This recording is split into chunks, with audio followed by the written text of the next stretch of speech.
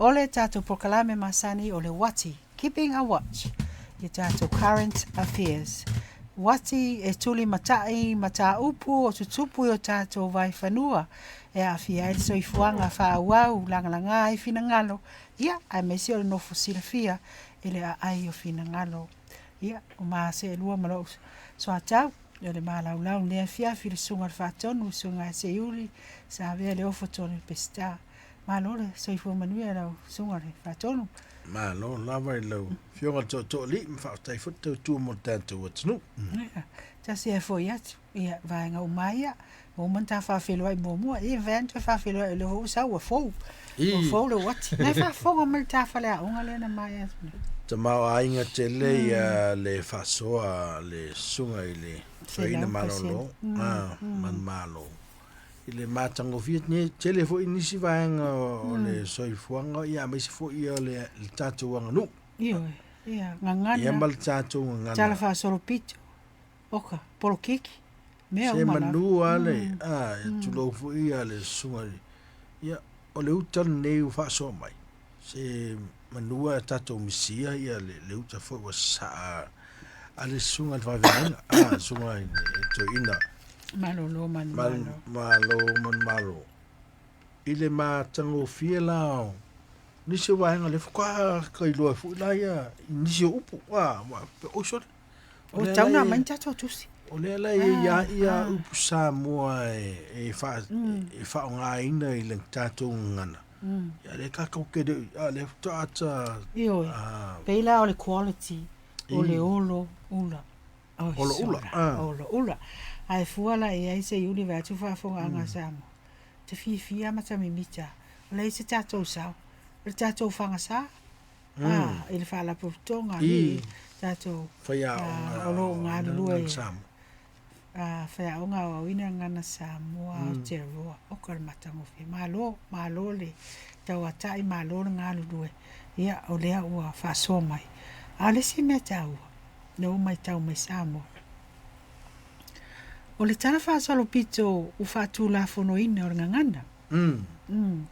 Ona ua, o lofa to ina ua lewa le pokalame ua loi tūla a novu sili. Ia, o le i pese la. Na tere fwoi lo si vaenga le o le ma le pēri ngangana. Sei tūlo. O le, ona o le talu fōu, le lalulangi fōu nei o.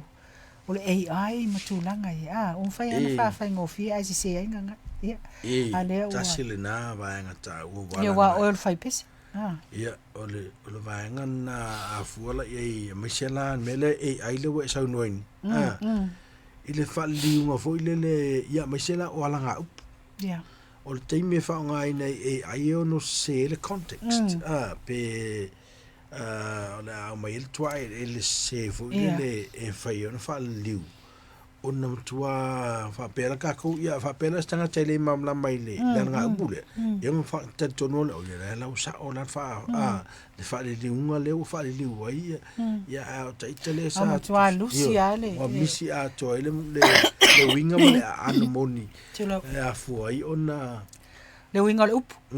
Fa ngai na le winga le upu le mo mia a me se la upu winga las le la o mana ia le vaenga le sa o i lua talananga fo i matasonga i le toi na malo lo man malo.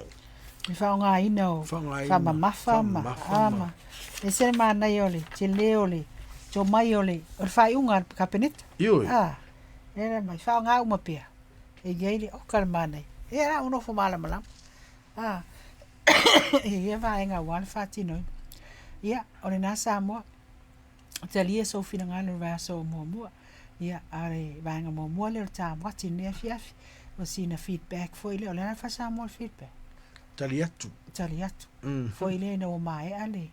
Le whatara noanga matango fia whale a unga lumana i nea fiafi. Ia. Tatia. Ia, awa ai o fina ngalo. Ia, toi whai se tala ni lumana. Ai wa te lele, ia te le. Whawhitai whasoa to ina malfatua. Ta po inga sa moa, a inga. Ia lele. Rona lua. O le ta prokalame rona lua. Toi whaawau len ta tua ia nela. O le pili lea tula fono tau whaofi. O le pili na whanau mai ale nei pili. Se tulo. le treaty principle spill ina ia to ilo ia vaenga ese o le whiangainga na o sia I Waitangi. O le nei pili na whatuina le ACT Party. Stasi o vaenga o le malo. Le ana introduce ya Novema lua afe lua sufa. Pa wale o le party na lato langolangoina. Whaiunga la le afia finei le fontanga le malo. O palota inai. E se fulu tasi palota e langolangoina. Ai se lau se fulu lua palota. E te ena le pili. Se fulu tasi e lango ia o lato uma le ACT. Ma le se lau se fulu lua e te ena ia voted against it. O pati uma sa whapea ona le talia ina se vangana le ACT.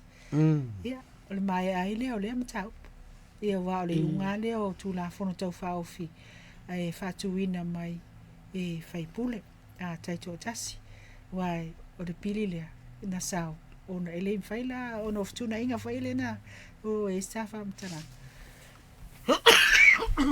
tulo ona oftuna ina ene mfain fa pe se pili na malo a oftuna inga faile ia moya bra ele se private member spio for ia o se va inga na sao oftuna inga coalition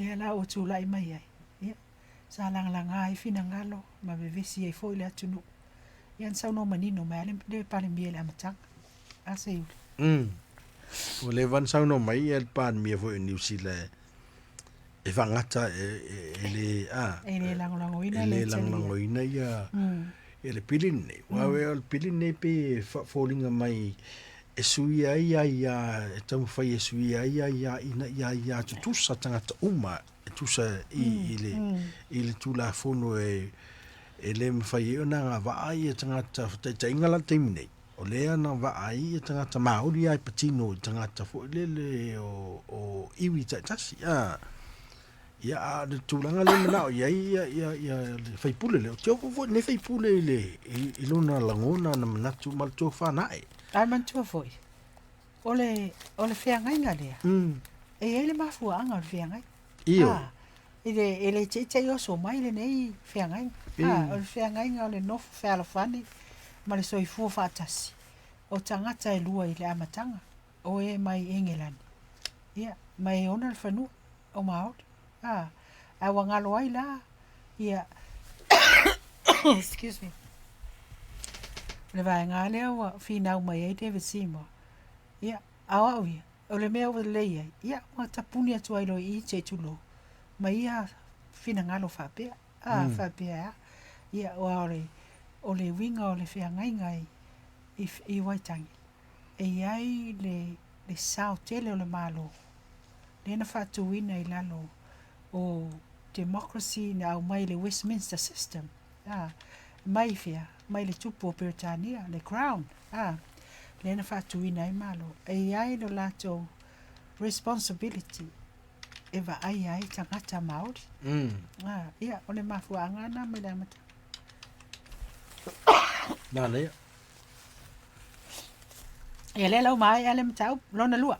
O le tam tau pufai u lea. O la fonga, whaapitoa mo whaatawa inga. O loa. Tunu OSS, exporters, importers, tariffs. The tax. Wala sa fina ngalo.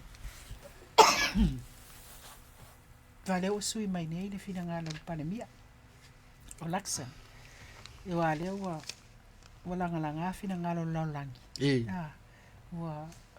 O te ia. Iyo.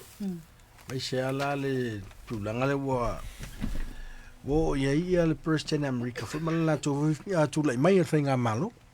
E wa mo le si te fia le tanto o tunu. Ia o le tau lau tele ma si te fia lau tele I vaenga nei o terrorist nei po o tanto tau nei o loa o le tiute. Le ia watu mo se ufa whainga o vila tamai mo si te fia le tanto o tunu.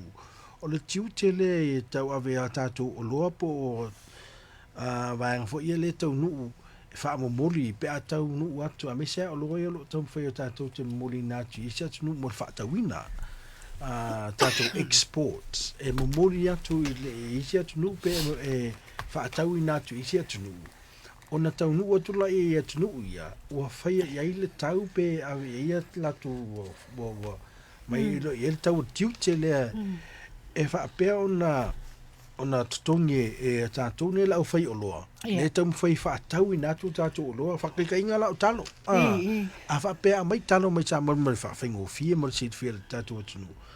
A si ila le tariff nei New Zealand tau nu mai o ia o whainga kāia ka ikala lea le whai whako a ngā kalo i Samoa, o ngā lafo mara kalo ngi New Zealand. A mantula e leila se mea ia i wālanga o le mea, o so stanga ta whai pisanisi lawa, o le tau mai le tau le o loa. E pasi ale kau nge il consumer. Il tangata le na te whaangaina le oloa. O ina foi le fua mai ai, le tau o se oloa. Ioi. E ave whaatau ai. Ioi, ma le tau soi fuanga wanga e la i runga. Pe o vanga la ngā fua iai, a la fuma ka kule, e whinga tāla la funga mea le talo. Ai a maua kwasi kue al whai whatoanga. Si kue al whai whakoanga pe a onga kauria le karo. Ai paulonga lave o to i ngā tūlanga whapea. E ono tuai ai ma ngese le tau lia o talo ho lele ma fuo fa ele anga ia ma on fa le anga inai a ta tola le fa to le talo le fa nga ina le talo le si tu le equation bo le si tu le vai ia e mo kwa ka mo ka ikala le la fa nga ina le talo a kala kurola o ka inga la fa ka ulo sfuka la le we ngile kilo e ke la kuro e le se sia fa inga fa ai fa nga lo langa le kwa mo mia ta ole lo le talo ka fia ai kala kulo e pe a mi se fo yo se tasi ni yo o matai ai o tatu na yo tatu tanga tan le ala wa fa maina le winga la le ole me lo vevesi ai nei ona ua si America le siute o loa isi atunu e a vatu to tonu America. Ia a o whapea foi ona tali mai isi atunu. Ia peila o saina. Ia e tele atunu ua whaina. E leo sao foi i Pasifika. To tele la to loa ave isi tau se whaingo fie se 4%. 4%. Ia alai ia vava ai nei TV e nau siri Samoa. Ia pesi auction foi lea. Ia. Ole leanga e ia le manatu fo ele lau tele ho lele ia wa le o fainga le Amerika lo fai ole mea e pe fo dinga mai fa ngese le ba ko lo isi atunu ai to fa ngala vetanga ta Amerika la tu au nang matau tu tonu la va Amerika ole sa no anga na la fiong al parlamento ia ole president Trump he said to make America better again. Ole mafuanga na. Lai fa pe ia. Wa tele ia. Le ona lau mai le vai asole. Le tele o tupe walu so ani isi atunu. Mai isi atunu. Ia tailo. Ai tari tonu foi o me o lai. Lai fa ma wina wa lai. Le tele foi o tariffs foi pasiute. Na fa pe na claim mai isi atunu. Matulanga na fa pe. Ia atonu alai sa se le fionga le in president. Em tulanga la fa pena a siona ponga la ia e isi o le foi le wingo le a pe fo ringa mai o saina le pe atunu ai pe lango ina saina ma la tunu saina ma pe o saina le fa sanga ia winga o ia la se la lu sfru ele pasene lo ave ia saina o saina ia o le mele ia ia o pe se atati fanga vo ile ai a faina ai tato wale sa unoanga la fionga ya laksen ni va so tu na i va tu fionga al palimia malo ni sila na isa unoa ele a faina o le ai folinga mai o le se fea ia sa ngale mua tato ia al tolu aso talua ia wale se fe wa faina uma isi atu nu ia tato te e ai mafutanga trade agreement mutulang fa pena ia o no winga ya faina fo tato e rea la o to vesi ai lo mani sila e sila ni awala e tau pui ai re ia se tato i tu malo ai mai sela o mea va pene pe ati tilo la ye o tanga uma ni no afia ia tunu uma ia lango saina le Pasifika mo fa tainga walanga masalo e fa fufua e ko me fo le pi e fa pa kau ai pi fa fufua va vai me o le tato te fai pa anga masaina i ona fonga fai lo le mele ai mulmuliani e sa fata to le lalo i fu walanga mo lalo tato to mai ia e lona vai le le o vanga le fo le e tau tai le matanga ai mana tuala o lona le tau lia lo la tatu talo o tau le sau ni ka ngo fia lo la ia ka ko kalo la sa mo lo tala tala o lona le la na le e u mai fu e tau tai le matanga o lo la ngale sau le kalo i fafu e momoli mai a tatu market fafu mai ai wa makalong mo lo menga ka alo ka mai ki kalo ya chono ese so chupuan na me ale chupuan se mine ya wai o la tatu ni New Zealand pela o apu mai se so fu fa to an ho fa la aina atau ma famata o lo langa le kaure alu i fafu le export ya ona va aido lei wa ku va solo kanga apu ni wa ta la le kilo wa mata na pa ona le wa fa le hotel le malanga i fafu po le momoli fu le avatu e fa tau na tu market fa fa to ngala te me fa ina ye te le ala le tupelo ale mo e tama ainga malo ya al telefon na le afianga ona e tato malo pa wan me lo na le lo que vai ku kemi amakan kau sau la lo ka hoping sing oi moi ai lo pa u le do se la lo ta la o i lo si o pa u mai la lo ta o pelo swa u america mai le fitus fu ta la le sa yai lo pa u na i la lo le no fu mo tu pe no fa lo i pa u le pelo ho le swa US gallon o le mana ia na la u tu mata i al va na va pe o mantua la tau sanga mai le tele o tu la mai pa mu se va tu fa fo a mo ta to le e pa u la lo tau o swau o le pa u fo nga le tau so i fo pe o le leading commodity pe a fu ye o le te me a lo lu tau swau mo tau pinching ya o le si fo nga ka o si wala ka ka le pa le production fo le pe yo con ka ila ya ka o le unity ona lo con ka o le pinching ide fa o la nga ya el pa ia ngang ka i con ka transporting o me ai fe la wa solo e lori ma ka va li vole ia i pe o ia el pinsinge ki inga ia le economy ako fuala ia ne wa sa no manino le o no fo mala malama le au fa fonga ne fiafi i le winga o le si o tiute ia maratau o loa o lo fa pe ona ve vesi ele la langi se chulo ia market lewa ia ia vai ngai ono tupu mai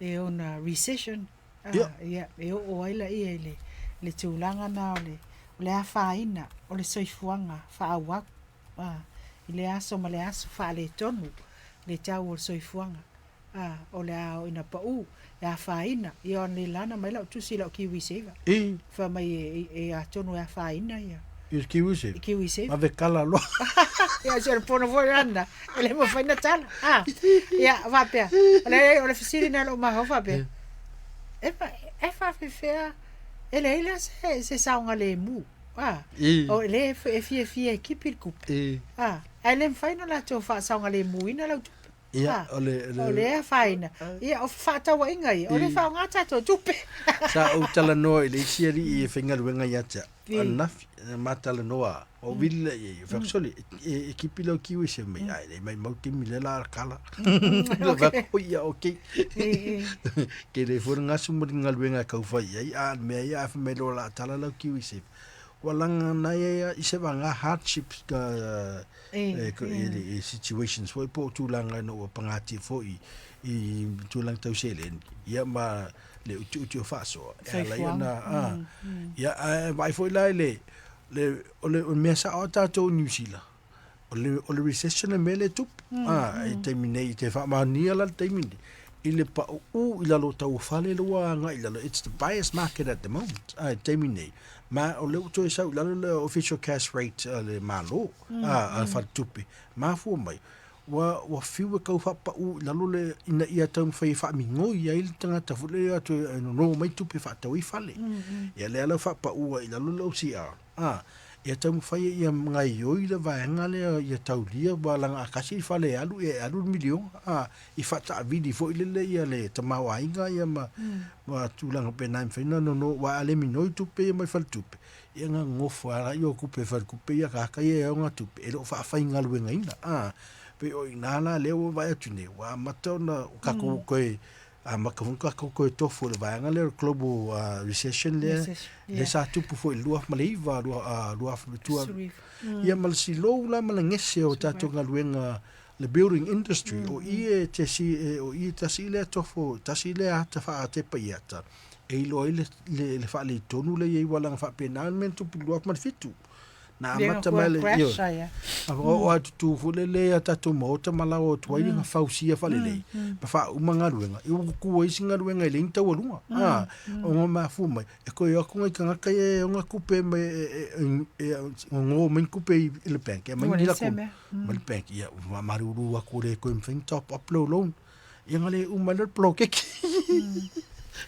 ya ale soifuanga ia ila so fai pea e tono tato wainga ia o vai tau e tau na sisila ia wala foina ele awa ia la puata mfainga fa faingo fie lo soifuanga i tono lo sio ma to nai fuala au tua fale ia nai vaenga na wale tau mafai le aso o vai tai mi o recession ma me e te vai ele oso tau o fuala au ai nei lunga wa faina le export ala tunu ia o le mela nai e tata noi fo o le ale me faina e faia na tato faia na ia fa faingo fiena le soifuanga la tele ma vainga fa pena ia o le si fautuanga na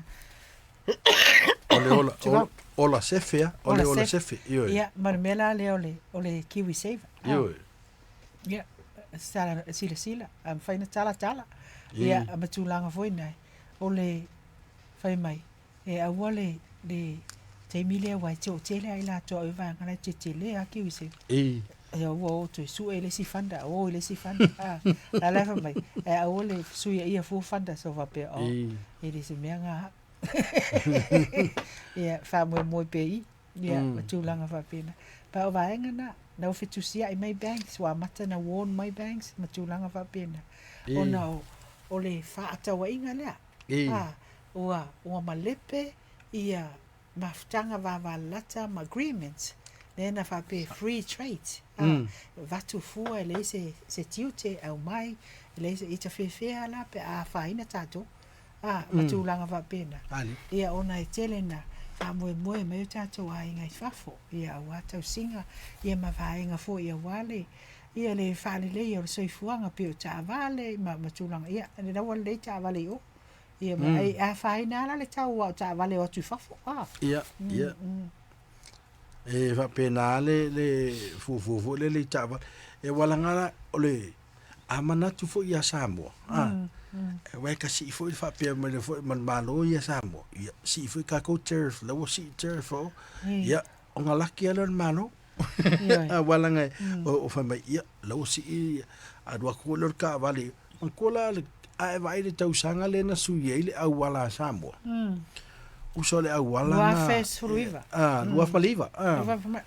Luaf Maliva 2009 tau sanga na su ye wala suiva la kamai Luaf Maliva le nga Luaf Fitu Luaf Maliva tau sanga la na su ye le na tupu tsunami tu mai tsunami nga sa ai suila tsunami le e tupu la suinga la wala le yo tsunami ai le winga la talo o te mito no na la ile global recession na le ina ua pala ku fo le to mino ia i fa tupe ma tama ainga ale au wala ale na o lo le poto fo le tamai le to fa na e na to sanga i samo e fa ngala le swinga au wala e la o koi ka vale wa akasi ka vale la ku samo to fi i le ka ale kasi fo le kiuke e o se fu wa feta la ele luas fu wa feta la ka e landing fee ale ka vale kasi e fu ke le afio ta vale ia ale apa u ale lima fe pe a pe mo sa pa u ia a fu la fa ingo ta vale tau nu i le aso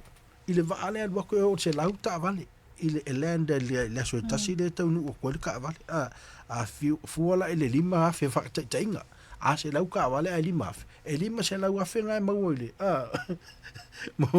i le malo sa moa i le ngaso i le ua lenda kut vale il te leo le ngā kupe a familiona ta la na la mo ala wala le mo wali tupe wa pe kiuke ale va veri koleki al malo and straight into the government's pockets. Ole sa noanga na la fionga President Trump.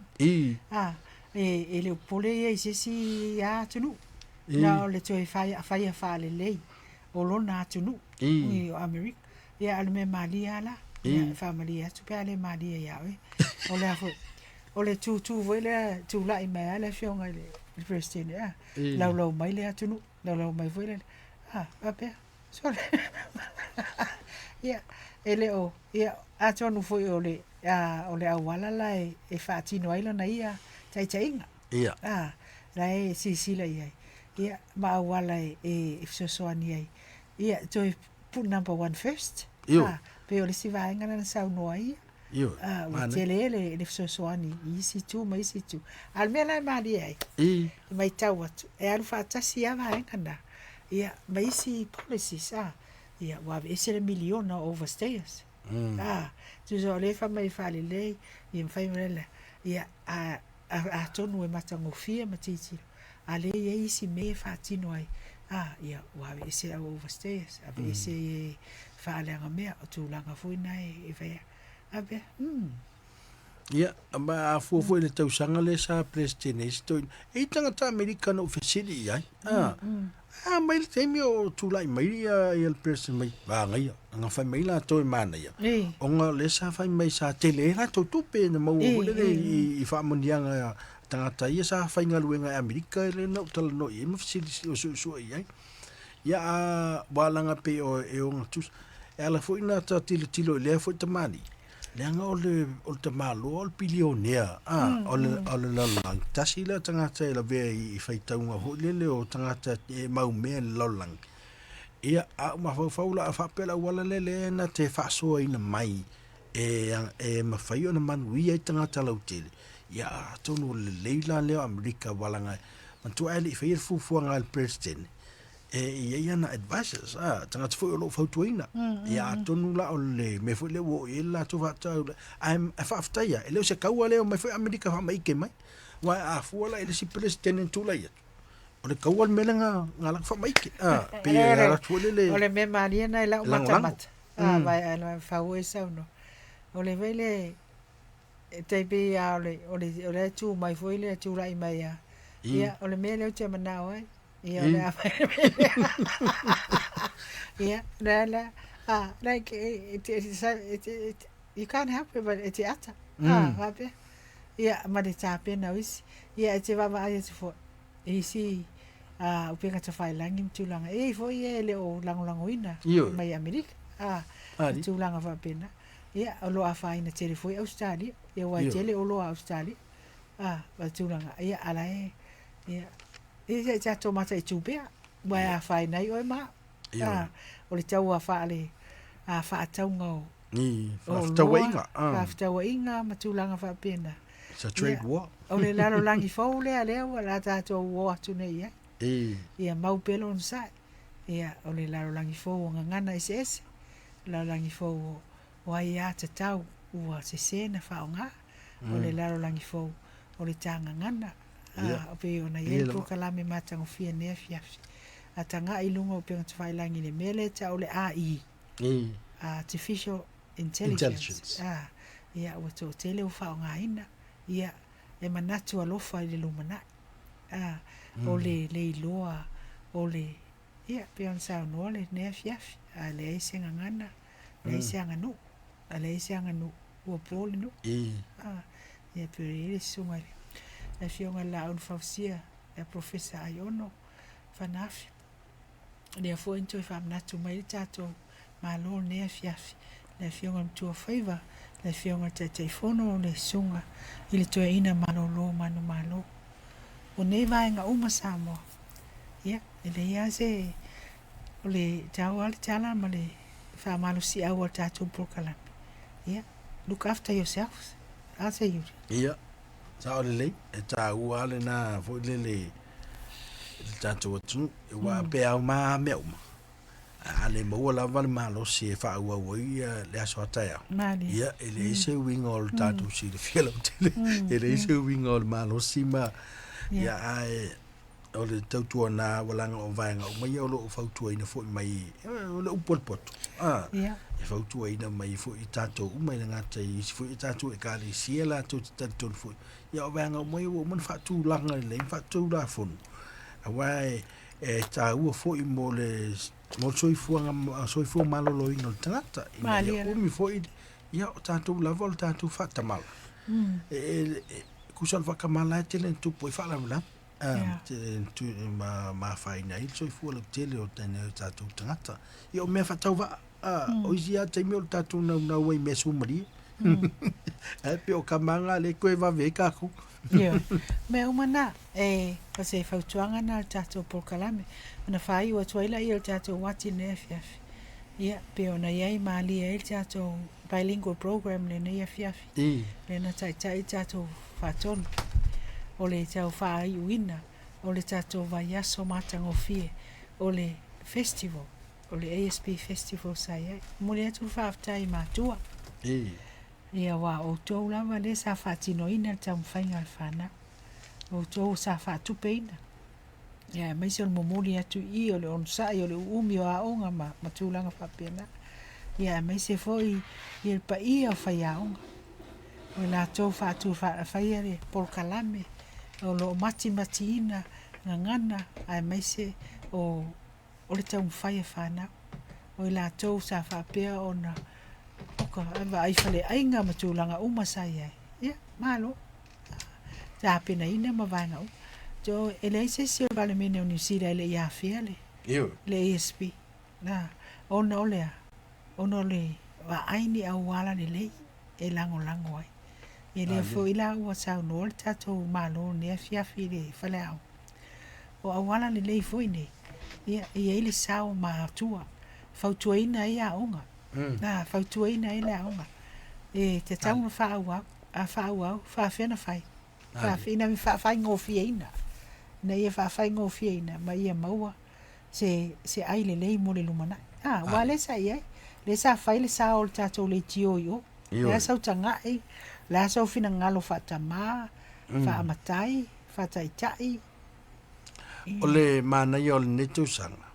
Wa ena ngata fo le autu mana ia le autu o me sina sa mo tu fa solo ia le mai tau fo le mai le tu le fale a onga ia le malosi ma le mau lunga o le tulanga fo le wo ia tatu tu pulanga ile a o ino siva ia mai fo le tatu le ala o tate mautino o le afa au wina le tele o niso tu manga ia mai sa tatu me sina o fa tau waina I mo le si fo luas fo tau sa wala va wala nga fo ia nga tupulanga i mai taula i le au siva le a fa tinga la le sa fa fia i le fa au siva le alumni ai grupo fo le mai tama tenir kalama a fo la ia na tau sanga na tanga sai o niso la to ne fa la to fa na ma fa na grandmother sino va ia tu le au fits for ia fo la ia la va ngale ia vai lai nga tupulanga ia sa pasia mai pe na lato momori mai le sa vali ne mai tau sanga mo vai le si tolus fu tau sanga ter vai le sa ave hela to mo mai tai sa fa fia na tau sanga ia voi la la manisi la to sa ia le mai te mi fa to a fu ma fa vai na le fa mo ne limas fu tau sanga ter vai le na ia le tina la rotonga Yeah. Tasian tanga tasiana le tu la tona le na le sa la tu amataina i fa mo ni am tanga mai Hillary College. Yeah. A fuala e la tona mal faritua ma. Yo. El tato malo ne chef. Le no fam tala mai. Sala to ye le a fufuina mal fa vaina. O nei fa mo na la le tato ti loi. Le tama ainga le tu fa mai. Le o lo sila e la to ya.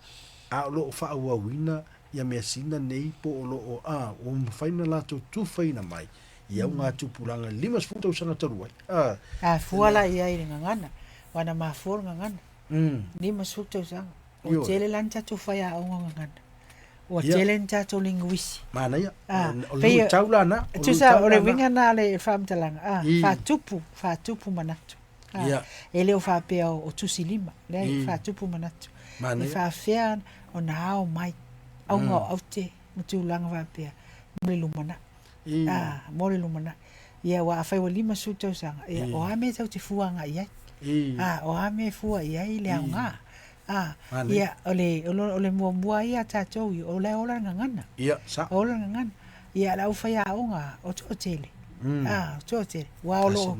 E leo flow lava. E amata atu la onga amata. Sa. So ato e whailoa i le kolisi.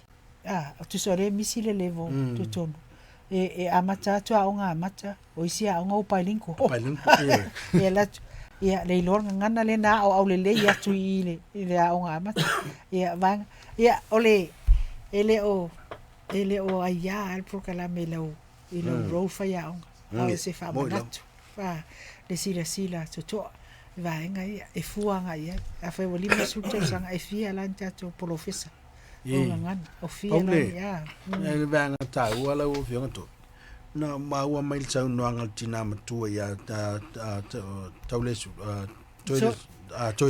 toisulu o le tato ngana sa mo mol tai mo nei po tau sangalen te na au sia ile tulanga le wa vea mo fainsu e ina ia le to famnino ile usia dengan Samoa le university au kilani lua o le ngan Samoa le ngana ese mai le ngana Maori o ma fai ona fa ngai o le tulang fo le so ina university le winga la na la usi o fia ni tato me le o mau mai na lu mo le o amana ie e ma fai na fai e PhD ia tulang na tonu la o lo fa wa lo wa ia lo na lua o le ale si mele na sa no the academic language for le la vea i tonu o fai longa e ma fai na ia o ka te le o mela en mau mai lima sulta sa ne pe fu ia wa o sia lo na lua re o ne na wa vea my academic subject it's a degree o Victoria la ia le fai longa ngan Samoa o kilani is part of a degree o le Pacific o le arts tulanga na ia au te tau na fai tau foi na fai o tako o tau o tele tama Samoa o le fesili ma le tuta ia o fai aonga o fai aonga ngana ven tato linguisi fai aonga ftuna vai le mana ia vanga na e te lele sao e te lele sao pe si le nei ia o le fa tupula ia o fa atu funganga o tau ma fa Samoa arts fa atu funganga fa fai le no lengan e lo le va nga le langa o tala le tamaiti ma fa na mutu pulanga la lo a fa ya to ya al fa sa ma me ile ma wenga luenga nga te nga luenga ela wa kwa le sa no tono va nga le io o lo tele na mo o mia fa ya o nga Samoa o ina le tato ngana langa le o tau lia tanga ngana fa tau va che o lo kauri fa ko ngana e lona tolu i fa so lo ngana e fa nga ina ya sida to o vai nga ia le tata no ia wa ia o te si lo fa pe o le ala tato me o mo a fa wali masuto sang a le la o te le tato me o mo e le fa ta wa ina le fa ta wa ina e mo ia o le ata te afananu afa fa sa mo a te le taimi ia a fuala i aim sol tato komisi o le ngana sa mo e se au le mo ia aua nei mate lona lua ia si tia le tūlanga ngana Samoa lona tolu ia laina tutusa le ngana Samoa ma le Ingilisi oka ia ai fuane ia le wo o le tanga ngana le market elisa wo ele fa ngana fa Britannia it's a marketable what do you call it o le wa o ina Japan ia Amerika na tūlanga fa pena ai sia o tupu maola lau sa iringa malo Samoa o le faiva la le o le ASP festival le na fatino ai mai se fo o festivals ese i so tono New Zealand atoa mai in Chicago Dunedin fa solo mai Palmerston North Christchurch. Ia, tūlanga whapena o Wellington. Ia, o lo o Hamilton. O Hastings. O tofu uma se tu lope o ngalo ia tia. O tofu uma e fata singa whape. Let's fa Samoa mana ia festival. Whawhiwianga. Festival. Ia, walanga e lenga whawhiwianga e peo e la vea i fo ma food. Pe ia ale se food e no whawhiwianga. Ale. E walanga, vaenga fo ilanga. Ia, walanga. Te mea tupu ia me whapea. O mea uma e la vei mo mea o festivities bo mea o lewai tau whawhiwianga. Ala. Ia, e la vei, wa aere, ai kere fia. Ia, mai o vaenga le e mo i ele loto. Mo i ele loto. E Taulo Pacific Festival po fea lava. O se whata singa pea. Tautou te o wala ia tātou te masani. Ma tātou Eva whaatasi. Tara no whaatasi. Masani. Tu sa pe tau tele i masani. Nan tātou whelo mai. Ia alu loa o wherkongu. Ia alu loa matano e umai o makua masangi lei. O eke i loa la ia. Te lele sao. Whawhetaia i la tau no lua i whaatuina. Le ASB Trust. Le ASB Festival. Ma tūlanga. Ia e sila pe ia wala i whaale lei atili. Sila pe ia wala i whaale lei atili. Ia me vale tu lima lo tātofi. Ia wai o le pawale le mea o te mimita ia uia mo wha maulunga ia New Zealand. O Pasifika e ono su pasene Samoa. Ia to ala talata atu lona lua le tolu su valu pasene. E tonga malala tonga. Ia sa ini malo pe tatu. Ia sili pe me uma. Ile au wala fo ile e taimua. E taimua. Ia soani fo i uso Pasifika. E tatu wo pe taimua. E le tau tele ai sau mai tua. A fua i le populations, fua le po whaitau a whai o tangata o le Pasifika. E to tele fiti a tātou, fiti e lata le miliona i ala whaitau a whai o tangata fiti. I fiti lea. I fiti, sa ta taulan to tele ni fiki ngi.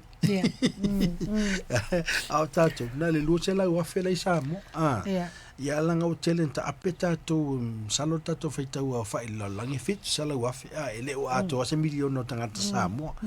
E mawa e foi le tu matila lava i le tau whainga na iu tātou tangata.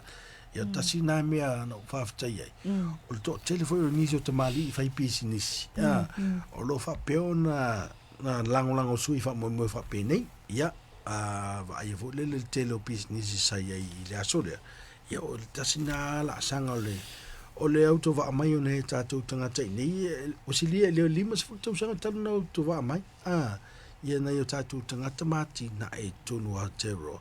Ia o tū lelei umal tele o na yo tātou ainga. Ia nei ainga o lai whaatala le. Ia whaafetai le lau tele a ia le vai lau tele o na yo tātou tangata. Wai le ea Samoa na malanga mai i Samoa i New Zealand. E le whaapea mai. E ngā o sau sa ili se manguia. Sa ili manguia uma tātou uma. Ia mantu o le atua le iei manguia. Ai po fera va ka ko ai le kala ka kan fe me kia o le fatua na fatala no le va yeso lenteni fe me le tala tangata me che e la le va nga fe pun fa pem se me se ka me ki lenga nga i New Zealand le si tala na fa pem e I ma tua na no tala vo le chef no tu le lo le fa un ol lata ya va kia va tai o lai vai mai ai o le iska ko me o fai doing something. Al mele fau isi ala maka isi. Ia al termine. Tonua le sto isi a inga le yo le fa mania. Wo uma. Ia o le vi inga na le tua. Ia e fai volta po kala me ne fiafi. O mole atu faftai. O mole atu faftai sa mole on sai. Ia e tala male apa. E le sunga le faton ia momole atu whaftai I matua ia so uma ia awale lango ina whanau ia verse 4 malolofu ile tuanga momua o le tau sang ia ntou mafuta foi loa ma ume alofa tau on foi mai e tua ia wa foi ya mai e se o fanga o le au ai no folo le so a toile u mi fa me va fe ai le au te le tu me ai aru pe no foto me tilfan ya ma lo le on sai ya au nei foi vai tau a mata mai le swing o tau malulu ia lo fangia le tua foi atu ma fan ai mota malawa a me se o le file mu ma fia io tato matua o lo fa pe o na fai va talo sanga i le aso ma le aso pa ia la ofenga luenga le tua ia tu mai la to uma lo tu foi i so se au nanga fai a onga fo mai fai a wala ma mea umala ia pe o te fia fa afta ia lo ia le au fai a wala o te mino le umololo le tio la tu le a wala e talo fai fa fe tai ne atunu nga lulu e mai fai le a wala le valu apo ia e ta milo e lo matou leo atu voile e su ele mela la o e tamia i o le fale Pena umale melen tupu ya matou le malanga fole no le lo le pili e mantola le sa ma ave pasi me maskoi tole